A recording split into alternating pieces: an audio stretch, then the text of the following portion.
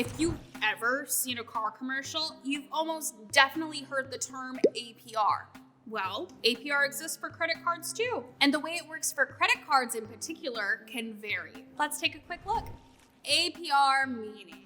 Essentially, APR is an interest rate, and it refers to how much you have to pay on the money that you borrow. APR itself stands for annual percentage rate. But how does it work? That's the rate at which you may have to pay interest on your credit card balance if you aren't paying it off in full when each bill is due.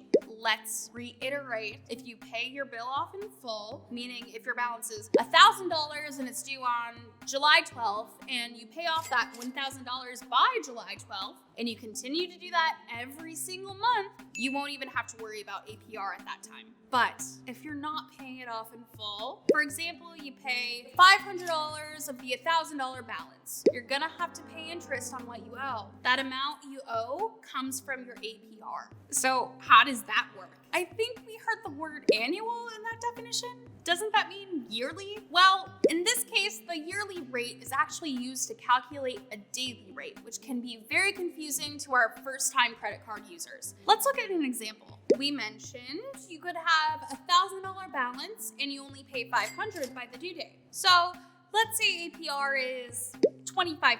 If you divide that by 365 days in a year, your daily rate is 0.068%, meaning that's what's added to your balance each day until you've paid off your bill. And guys, trust me, I know that number sounds so insignificant, but it's really gonna pile up over time and it increases with each day. So why do we need to pay close attention to this? One of the extremely annoying things about APR is that even if you just forget to pay your bill, you'll have to pay a penalty. So make sure you're considering APR the next time you're applying for a credit card. In short, you want to watch out for your interest and APR. It can really pile up, so guys, please do your best to keep your bill manageable so you can keep paying it off on time.